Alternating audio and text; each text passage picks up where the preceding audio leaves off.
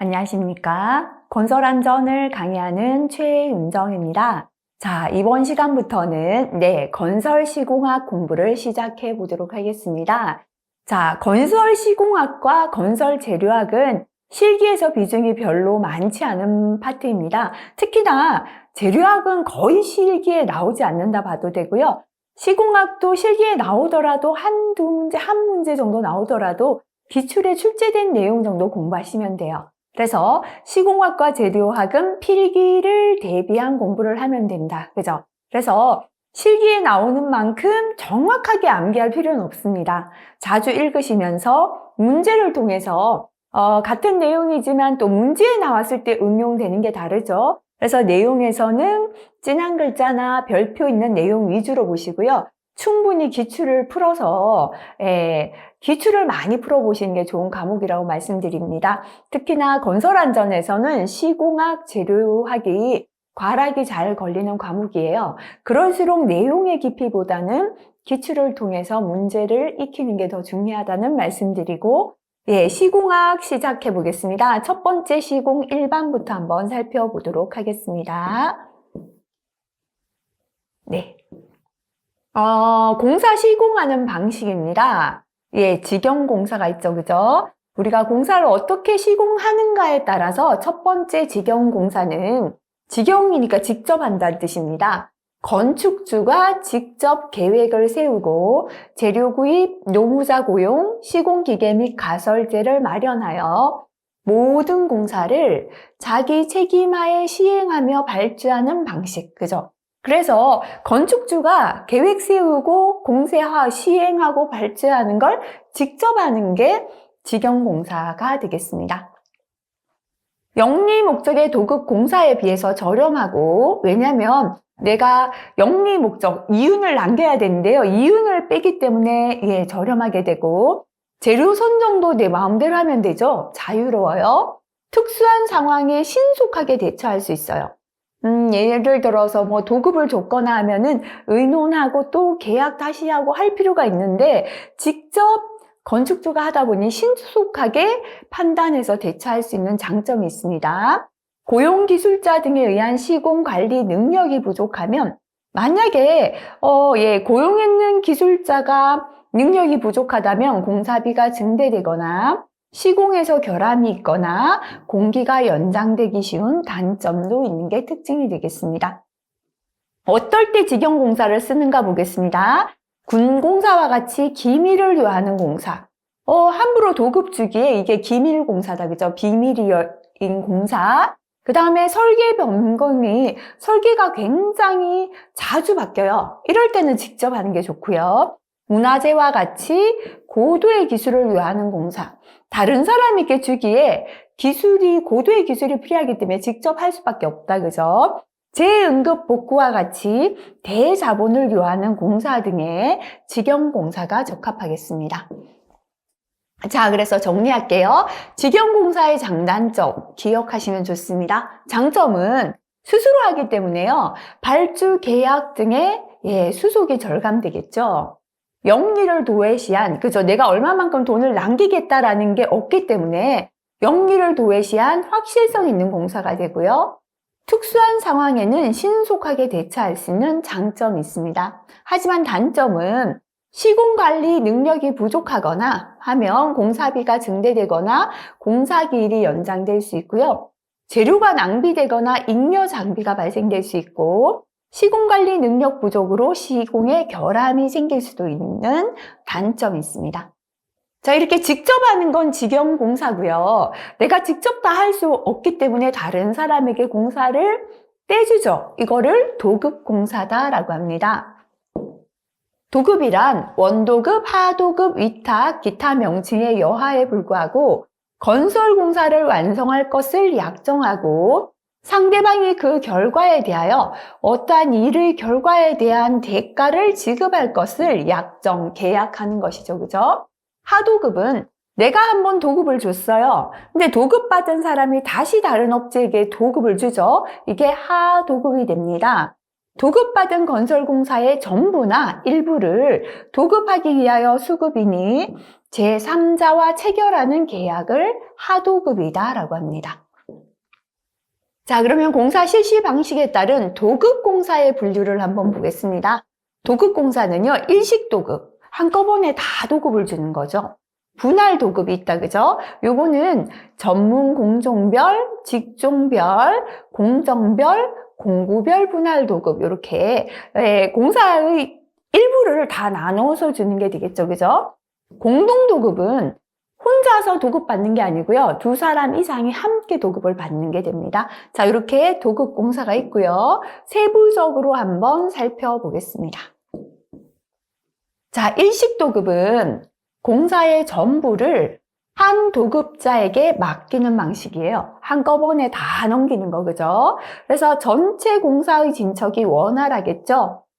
혼자 다 하니까요. 공사의 시공이나 책임 한계가 명확하여 공사 관리가 쉽고 하도급의 선택이 용이한 특징이 있습니다. 자, 분할 도급. 흔히는 이제 좀 공사가 크면 한 사람한테 다 넘기는 게 아니라 나누어서 도급을 한다, 그죠? 공사를 유형별로 분류하여 각기 다른 전문 도급자를 선정하고 도급 계약을 맺는 방식이 되겠습니다. 자, 이거 시험에 잘 나옵니다. 분할 도급의 단점을 살펴볼게요. 장점은 시공기술 향상이나 공사의 높은 성과, 기술이 향상되거나 공사의 높은 성과를 기대할 수 있습니다. 왜냐하면 유형별로 나누어서 잘하는 사람한테 도급을 줄 수 있기 때문이죠.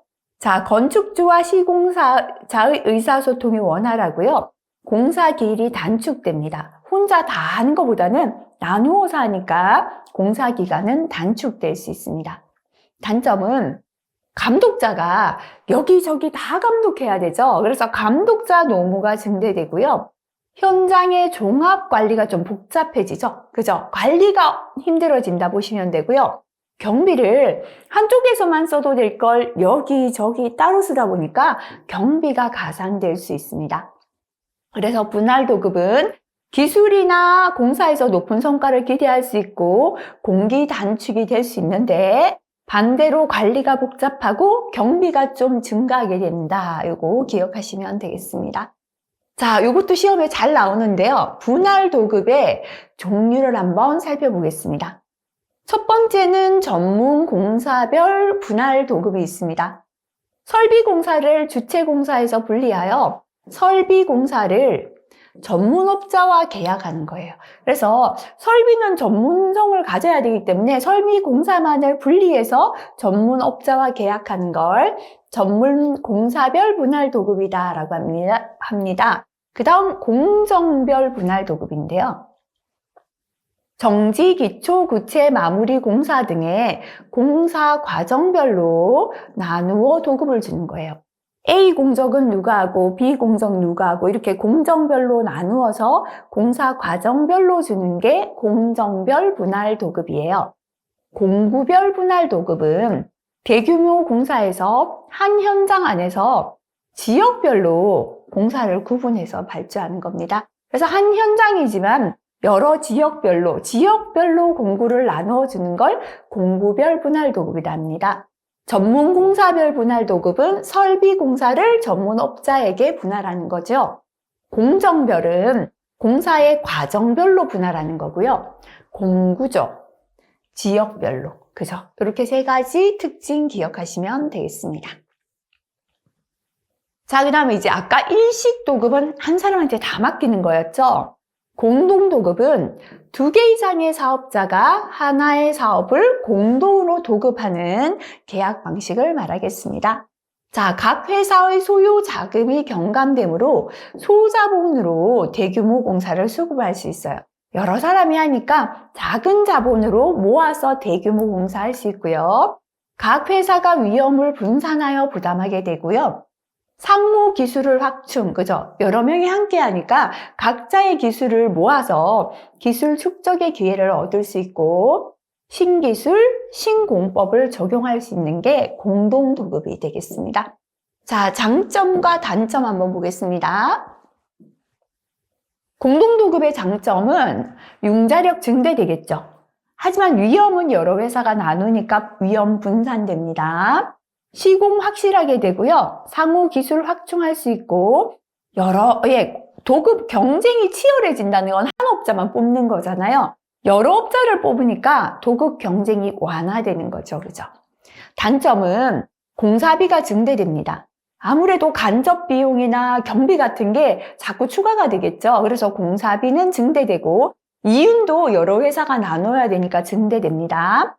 어떤 문제가 생겼을 때 책임 소재가 불분명해집니다. 다른 사람 책임이다 할 수 있겠죠. 도급자가 여러 명이니까요. 충돌이 생길 수도 있고요. 능률이 저하될 수 있는 단점이 있습니다. 자, 이번에는 공사비를 지불하는 방식에 따라서 도급을 나눠보도록 하겠습니다. 정액 도급이 있고요. 말 그대로 돈을 정해서 지급하는 거죠. 그죠? 단가 도급. 그죠?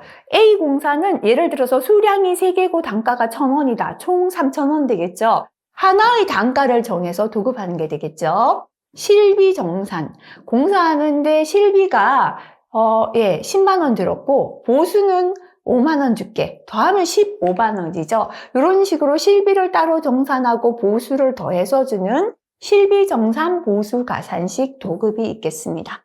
자, 일단 한번 살펴보겠습니다. 자, 이번에는요. 공사 비용을 어떻게 지불하는지 공사비 지불 방식에 따른 도급 공사의 분류입니다. 정액 도급은 계약에서 정해진 업무에 대하여 일정 계약 금액, 그죠? 총 공사 금액을 계약자가 인수하는 형태.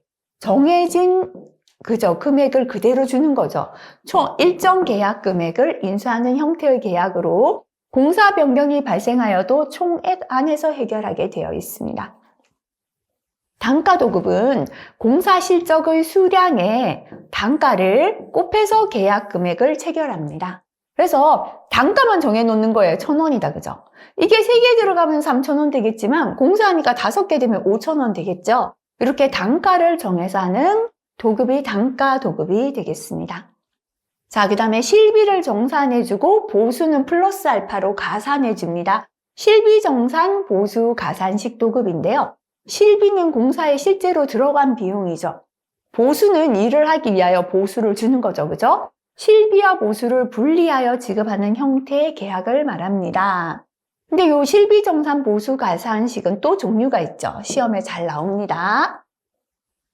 실비 비율 보수 가산식이 있어요. 자, 공사 실비는 정해져 있어요. 공사 실비 정해져 있고요. 비율 보수다. 그죠? 공사 실비에다가 비율 보수. 그죠? 다시 말하면 몇 %다 비율로 주는 건데요. 공사 진척에 따라 정해진 실비하고 이 실비의 계약된 비율. 예를 들어 실비가 100만 원 들었다. 그죠? 보수는 실비의 10% 주겠다, 20% 주겠다 하면 요 실비 실제로 들어간 비용에 계약된 비율을 곱해서 보수를 지급하는 거예요. 그죠? 이게 뭐냐면 실비 비율 보수 가산식. 실비 플러스 보수를 실비에 대한 비율로 더해서 준다라는 게 되겠습니다. 자, 그 다음에 실비 정액 보수 가산식인데요. 공사 실비는 실비대로 줍니다. 공사 실비 플러스 정액 보수예요. 그죠? 다시 말하면 정해진 보수를 주는 게 실비 정액 보수 가산식 또는 실비 정산 보수 가산식이 되겠습니다. 실비를 정산하고 실제 들어간 비용 정산하고요. 약정에 의한 비율 또는 정액의 보수를 지급합니다. 정해진 보수를 주는 거죠. 실비 한정 비율 보수 가산식인데요. 한정된 실비예요. 그러니까 한정된 실비, 그러니까 실비를 무조건 들어간다고 다 써라가 아니라 100만 원 한도 내에서 실비 써라. 이렇게 한정된 실비 플러스 한정 비율이죠. 실비에도 한정이 있고 비율에도 한정된 실비에 대한 비율입니다. 그죠? 그래서 한정된 실비 곱하기 정해진 비율을 보수로 주는 거예요. 그래서 100만 원 한도 내에서 실비 써라. 100만 원 한도 내에서 실비 중에 20%를 보수로 주겠다. 이렇게 계산한다. 그죠? 그래서 실비에 제한을 붙이고 시공자에게 제한된 금액 이내의 공사를 완성할 책임을 주는 게 실비 한정 비율 보수 가산식이 되겠습니다. 실비 준동률 보수 가산식이다, 그죠? 공사 실비를 줍니다. 준동률이라는 건 가변적인 비용이에요. 그래서 공사 실비 곱하기 일하는 거 보고 줄게. 그죠? 잘하면 더 주고 못하면 덜 주고 가변입니다. 그래서 실비를 단계별로 나누어 해당 구간에 따른 보수 비율을 정해요. 잘하면 못하면이 아니라 그 구간마다 힘든 구간이 있고 좀 수월한 구간이 있겠죠. 그때 구간에 따른 보수 비율을 적용해서 가변적인 비용으로 하는 게 실비 준동률 보수 가산식이 되겠습니다. 자, 단가 도급 계약 제도, 그죠? 일단 단가 하나가 1,000원이다, 그죠? 나중에는 3개면 수량 곱해서 3,000원, 수량 5개면 5,000원. 이렇게 단가만 정하는 게 단가 도급 계약 제도였죠? 한번 볼게요. 시급한 공사일 때는 계약을 간단히 할 수 있습니다. 일단 수량이 몇 개일지 아직 확실히 몰라요, 그죠? 바쁘죠? 단가만 딱 정해서 들어가는 수량으로 계산하자, 이렇게 할 수 있겠죠? 설계 변경으로 인한 수량 증감의 계산이 간단해요. 지금 3개 들어간다고 예측했는데 나중에 5개 들어갔죠. 이때는 실제 들어간 수량만 곱해주면 되니까 이 단가 계약은 수량 증감의 계산이 간단하게 됩니다. 물량이 증가하면 공사비가 자동으로 증가하기 때문에 추가 공사에 대한 분쟁이 적게 됩니다. 하지만 공사비가 높아질 염려가 있죠. 처음보다 아무래도 그저 수량을 제한해 두는 것보다는 단가만 정했기 때문에 공사비 올라갈 수 있고요. 총 공사비를 예측하기는 힘든 단점이 있습니다. 자, 그 다음에 정액 도급 계약 제도는 아예 금액을 정해 두는 거죠. 그죠? 미리 정한 금액에 공사를 완성하기로 계약하는 건데요. 경쟁 입찰 시에 공사비가 저렴하게 되겠죠. 저렴한 사람한테 주면 되니까요. 수급인이 예상치 못한 사정으로 공사 물량이 많아졌거나 공사비가 증가하더라도 건축주와의 의견 조정이 어렵겠죠. 처음에 이 금액에서 하기로 했는데 공사해보니까 물량은 자꾸 많아지는데 더 달라 하니까는 이미 정했잖아. 이렇게 할 수 있겠죠. 그죠? 그래서 건축주와 공사 물량이 많아지는 거에 대한 의견 조정이 어려울 수 있고요. 설계 변경에 따른 도금액 증감이 곤란합니다. 금액을 정했기 때문에 설계가 좀 변경된다고 공사 금액 올리거나 감소시키는 게 좀 곤란하고요. 이윤관계로 공사가 조잡해질 우려가 있다. 그죠? 하다 보니까 공사비는 많이 들어갔는데 나도 이윤을 남겨야겠고 그러다 보니까 조잡한 공사가 될 수 있는 게 정액 도급 제도가 되겠습니다. 자, 공사 입찰과 낙찰인데요. 일단 건설공사 입찰이나 계약의 순서 보겠습니다. 입찰이죠, 그죠? 이러한 공사를 하겠다, 입찰을 통지합니다. 그럼 이제 여러 업자들이 현장에 와서 현장 설명, 이 공사가 어떤 공사면 어떻게 진행된다 설명을 듣죠. 듣고는 입찰합니다. 여러 업체가 내가 이제 공사하겠다라고 입찰하죠. 그러면 개찰, 그죠? 개찰해서 낙찰은 이제 계약자를 정하는 거죠. 그 다음 계약이 됩니다. 그죠? 그래서 입찰을 통지하고 이런 입찰이 있다라고 통지하고 현장이 어떤 현장이다 현장 설명하고 입찰에 들어가서 개찰하고 낙찰된다. 그죠? 그 다음 계약하는 순서가 되겠습니다. 입찰의 종류인데요. 공개 경쟁 입찰이 있습니다. 공개적으로 경쟁 입찰인데요. 요거는 일반 경쟁 입찰이 있고 제한 경쟁 입찰이 있습니다.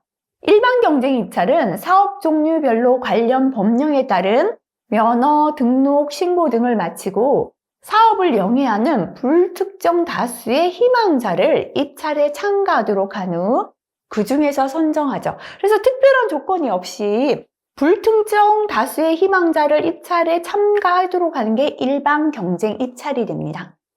제한 경쟁 입찰은 입찰에 제한을 두는 거다, 그죠?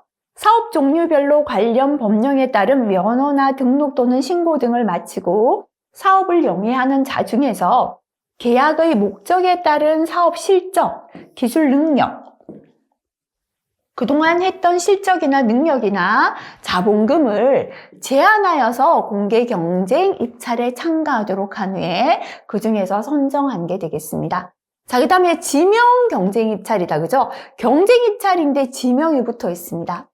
계약의 성질 또는 목적에 비추어 특수한 설비, 기술, 자재, 물품 또는 특수한 실적이 있는 자가 아니면 계약의 목적을 달성하기 곤란한 경우, 특수한 실적이 있어야지만 계약의 목적을 달성할 수가 있고, 아무나 입찰에서는 지금 목적 달성이 좀 힘들다. 그죠? 이럴 때는 입찰 대상자가 10인 이내인 경우 그 중에서 선정하는 방식이에요. 자, 이 경우 5인 이상의 입찰자를 지명하여 통지하여야 하고 2인 이상의 유효한 입찰자가 신청이 있어야 합니다. 입찰 대상자가 5인 미만인 때는 대상자를 모두 지명해서 경쟁 입찰에 붙인다. 그죠? 그래서 이러한 지명 경쟁 입찰이 있습니다. 자, 그러면 지명 경쟁 입찰의 특징 한번 볼게요. 장점이죠. 경쟁으로 인해서 공사비가 절감될 수 있습니다. 자, 그 다음에 유자격자에게 기회를 균등하게 부여할 수 있죠. 그리고 기회를 이렇게 균등하게 주니까 담합할 우려가 적죠. 민주적인 방법입니다. 하지만 단점은 이렇게 경쟁을 붙이다 보니까 과다 경쟁으로 인한 부실 공사 우려가 있고요. 입찰 사무가 복잡해지겠죠. 많이 입찰하니까, 그죠? 부적격자에게 낙찰될 가능성도 있을 수 있겠습니다. 대안 입찰이다. 그죠? 대안 입찰은 원안 입찰과 함께 따로 입찰자의 의사에 따라 대안이 허용되는 거예요. 입찰자의 의사에 따라 대안이 허용되는 입찰의 형식을 말하겠습니다. 특명 입찰은 건축주가 시공회사의 신용, 자산, 공사 경력, 보유 기술 등을 고려해서 그 공사에 가장 적합하게 하다 생각되는 단일 업체에게 입찰시켜요. 그래서 특명이니까 가장 적합한 사람에게 지명해서 공사를 주는 거죠. 그죠? 자, 그 다음에 부대 입찰은 발주자가 입찰 참가자에게 하도급할 공종, 하도급 공종, 하도급 금액 등에 대한 사항을 미리 기재하여 입찰 시 입찰 서류에 첨부하여 입찰하도록 하는 거예요. 부대적인 조건이 있다. 부대 입찰. 그죠? 그래서 입찰할 때 하도급할 공정은 무엇이며 금액은 얼마며 요거를 미리 기재해서 입찰 서류에 부대 서류로 첨부해야 된다. 부대 입찰 이렇게 기억하시면 되겠습니다. 자, 입찰했다. 그죠? 개찰하고 이제 낙찰은 적격한 업체를 정하는 거죠. 낙찰제를 구분할게요. 최적격 낙찰제인데요. 입찰 가격뿐만 아니라 가격은 물론 건설업체 시공 능력, 기술을 함께 평가하여 낙찰한 게 최적격이다. 그죠? 가격, 시공 능력, 기술을 함께 평가해서 낙찰합니다. 제한적 최저가입니다. 근데 최저가는 가장 싼 가격인데요. 그 중에 제한적이에요. 너무 싼 가격에 낙찰되어 버리면 또 부실공사 있을 수 있으니까 어느 정도 범위 내에서 최저가를 낙찰하겠다라는 거죠. 예정 가격 이하로 입찰한 자 중에서 예정 가격 대비 일정 비율, 그죠? 예를 들어서 뭐 90% 이상 가격 중에서 제일 낮은 사람, 80% 이상 중에서 제일 낮은 사람, 이렇게, 그죠? 예정 가격 대비 일정 비율 이상의 입찰자로서 최저 가격으로 입찰한 자를 낙찰자로 결정합니다. 자, 그 다음에 이번에는 최저가니까요. 제한적인 게 없다, 그죠? 예정 가격 이하로서 최저 가격으로 입찰한 자를 낙찰자로 선정하는 제도가 되겠습니다. 자, 그 다음에 이제 적격 심사 낙찰제인데요. 예정 가격 이하로서 최저 가격으로 입찰한 자의 순으로 당해 계약 이행 능력을 심사합니다. 그래서 최저 가격인데 공사할 능력이 안 되면 부실 시공되니까 최저 가격인데 입찰한 자 중에서 이 사람이 능력이 된다면 주면 되겠지만 안 된다. 그죠? 그 다음 최저 가격을 심사해서 보고 이렇게 적격 심사 낙찰제. 그죠? 최저 가격인 자 중에서 계약 이행 능력을 심사해서 낙찰하는 방식이 되겠습니다. 자, 그 다음에 공사 계약 방식인데요. 이것도 시험에 턴키 베이스 도급 잘 출제됩니다. 턴키 베이스죠. 그죠? 턴키는 키를 예, 넘겨준다. 키를 넘겨준다는 거 모든 걸 다 맡긴다는 뜻이죠. 그래서 턴키 베이스 도급은 설계, 시공, 설계뿐만이 아니라 시공까지 일괄 입찰하는 제도가 됩니다. 주문받은 건설업자가 대상 계획의 기업, 금융, 토지 조달, 설계, 시공을 포괄하는 도급 계약 방식. 모든 걸 다 넘겨준다 해서 턴키다, 그죠? 공기 품질 등의 결함이 생길 때 발주자는 계약자에게 쉽게 책임을 추궁할 수 있어요. 모든 걸 다 맡겼는데 결함 생겼으니까 네 잘못이다 이렇게 책임 추궁할 수 있고요. 설계와 시공까지 넘겼기 때문에 설계 시공이 일괄로 진행됩니다. 한쪽에서 일괄로 진행하니까 공사비 절감되고 공기가 단축된 게 가능하고요. 공사 기간 중에서 신공법, 신기술을 적용할 수 있는 가능성이 있고요. 기본 설계 시에 계약이 체결되기 때문에 계약은 기본 설계 단계에서 체결됩니다. 그래서 계약 체결 시에 총 비용이 결정되지 않아요. 기본 설계에서 계약을 하다 보니까 총 비용은 결정되지 않거든요. 왜냐하면 기본 설계만 끝났기 때문에, 그죠? 그래서 공사 비용이 상승할 우려가 있고요. 발주자의 의도가 처음에 공사를 발주한 사람의 의도가 충분히 반영되지 않을 수도 있죠. 왜냐하면 설계에서부터 모든 걸 넘기기 때문에 나는 이런 의도로 넘겼는데 넘겨주고 마지막에 보니까요. 내 의도와 다를 수 있는 게 턴키 베이스 도급이 되겠습니다. 자, 그 다음에 파트너링인데요. 파트너다, 그죠? 발주자가 직접 설계와 시공에 참여합니다. 근데 내가 발주하는데요. 설계 시공에 내가 참여했지만 내 혼자 하는 걸로는 뭔가 공사가 잘 안 될 것 같다, 그죠? 이럴 때 프로젝트 관련자, 이 사람들이 파트너라고 보면 되겠죠, 그죠? 프로젝트에 관련된 사람들이 상호 신뢰를 바탕으로 팀을 구성해서 프로젝트 성공과 상호이익 확보를 공동 목표로 하여 프로젝트를 추진합니다. 그래서 프로젝트 추진이 발주자하고 프로젝트 관련자들이 함께 한다 해서 파트너링이다 라고 합니다. 자, 그 다음에 SOC가 나왔는데요. 소셜이죠, 그죠? 그래서 요거는 사회 간접 자본 시설을 시공하는 방법 되겠습니다. 우리가 여러 가지 고속도로 이런 것도 사회 간접 자본이죠, 그죠? 어떻게 시설을 시공해서 운영하는가 방식인데요. 이것도 필기 한 번씩 나옵니다. BOT인데요. B는 빌드죠. 시공한다, 그죠? 시공합니다. 그 다음에 오퍼레이터다라는 건, 오퍼레이트는 뭐냐면요. 이거를, 운영하는 거잖아요. 그죠? 기계 같으면 운영해보고 사용해보는 거고. 그 다음에 트랜스포, 요거는 뭐예요? 넘겨주는 거죠. 회수하는 거잖아요. 그죠? 그래서, 소유권 이전이라고 해도 되겠네요. 이전, 넘겨준다. 그죠? 자, 그래서 사회 간접 시설을 민간이 주도해서 일단 시공합니다. 그죠? 민간이 주도하여 설계 시공합니다. 그 다음에 운영하죠. 그죠? 일정 기간 민간에서 시설물을 운영해서 설계 시공하려면은 돈이 들어갔겠죠? 그 운영해서 투자금을 회수합니다. 회수하고 난 다음에 이게 사회 간접 자본이기 때문에요. 시설권이 일정 기간 민간에서 한 3년 해서 통행료를 가지고 이 투자금 회수했다, 그죠? 그 다음에 이 고속도로를 어떻게 해요? 국가나 지방자치단체에 귀속하죠. 무상으로 이전하는 겁니다. 그래서 먼저 빌드, B죠, 그죠? 시공하고, O죠, 오퍼레이트다, 그죠? 운영해보고, 그 다음에 트랜스퍼, 그래서 국가에 이전해준다. 소유권 이전해준 게 되겠습니다. 자, 그 다음에 두 번째는 BTO죠, 그죠?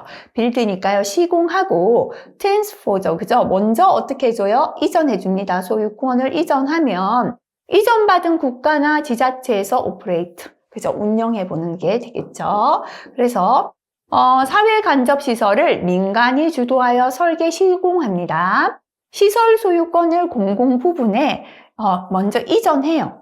이전해주고 약정 기간 동안 운영하여 투자금을 회수해가는 방식이 되겠습니다. 그래서 먼저 설계 시공하고 소유권 이전해주고 그 뒤에 운영하는 방식이 BTO가 되겠습니다. 자, 그 다음에 BOO죠, 그죠? 빌드니까요, 시공합니다. 그 다음에 오퍼레이터 되어 있죠, 그죠? 운영합니다. 그 다음에 own이죠. 내가 가진 게 own이잖아요. 소유권을 획득하는 거예요. 그래서 사회 간접 시설을 민간이 주도하여 설계, 시공하고 시설의 운영과 함께 소유권을 민간에 아예 넘겨요. 그죠? 민간에 이전하는 거예요. 그래서 민간이 주도하여 설계, 시공하고 시설을 운영하면서 민간이에게 아예 가지게끔, 그죠?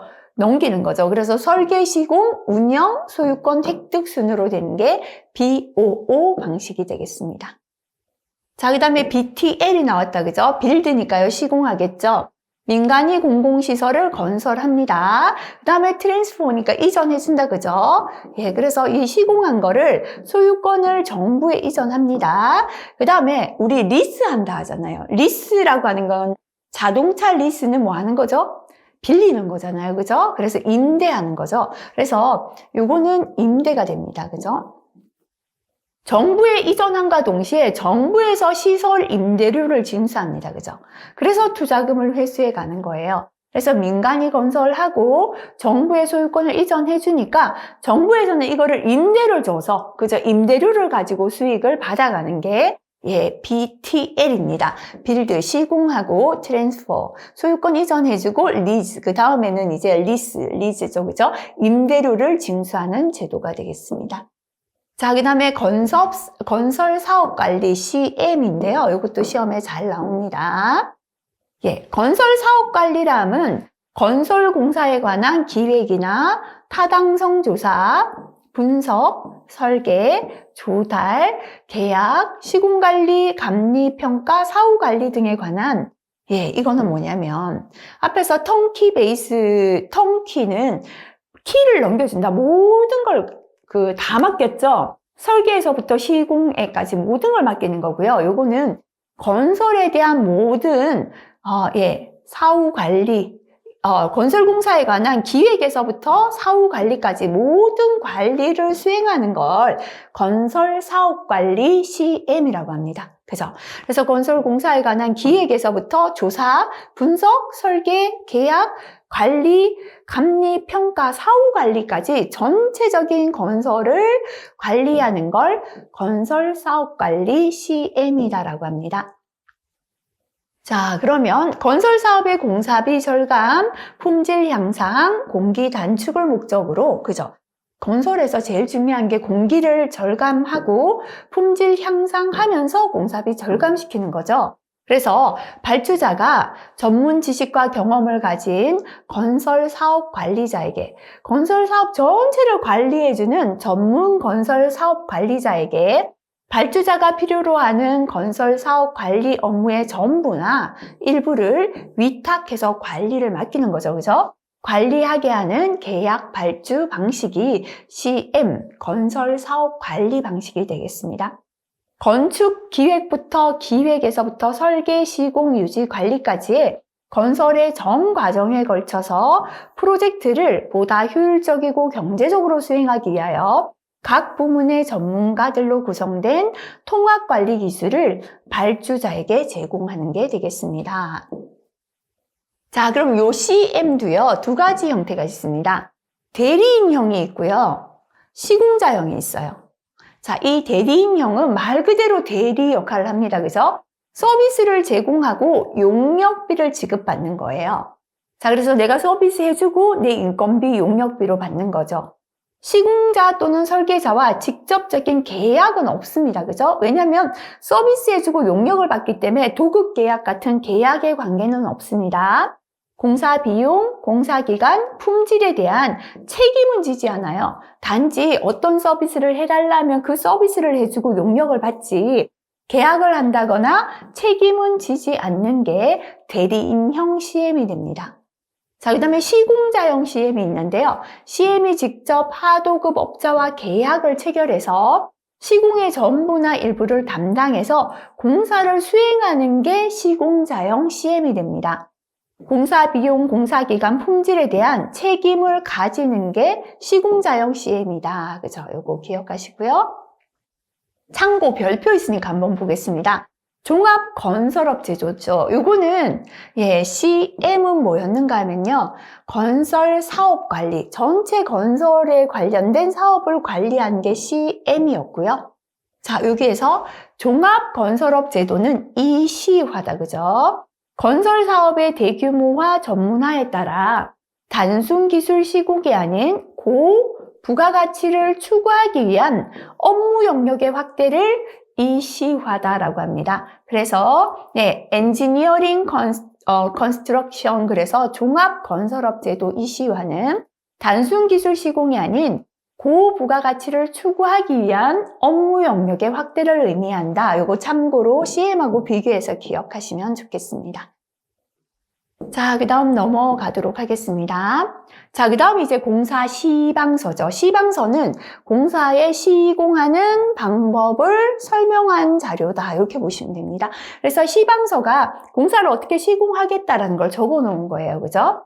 표준 시방서입니다. 시설물의 안전이나 공사 시행의 적정성과 품질 확보 등을 위하여 시설별로 정한 표준적인 시공 기준이죠. 그냥 표준적인 시공 방법을 적어 놓은 것이 되겠습니다. 그래서 발주청, 설계 등 용역업자가 공사 시방서를 작성하는 경우에 활용하기 위한 시공 기준이 되겠습니다. 전문 시방서다, 그죠? 시설물별로 표준 시방서를 기본으로 합니다. 표준은 어디나 이게 표준적인 거고요. 기본으로 모든 공정을 대상으로 하여서 특정한 공사의 시공 또는 공사 시방서의 작성에 활용하기 위한 종합적인 시공 기준이에요. 표준 시방서를 기본으로 해서 특정한 공사에 대해서 시방서를 작성할 수 있게끔 하는 기준이 전문 시방서가 되겠습니다. 자, 그 다음 공사 시방서는 공사별로 건설공사 수행을 위한 기준으로서 공사별 기준이다, 그죠? 계약 문서의 일부가 되고요. 설계 도면에 표기하기, 도면에 표기하기 곤란하거나 불편한 내용, 당해 공사의 수행을 위한 재료나 공법, 품질 시험, 검사 등 품질 관리, 안전관리 계획 등에 관한 사항을 기술하고 당해 공사의 특수성, 지역 여건, 공사 방법 등을 고려하여 공사별, 공종별로 정하여 시행하는 시공 기준이죠. 공사별, 공종별 시공 기준을 공사 시방서다라고 합니다. 자, 그 다음에 이제 특기 시방서가 있는데요.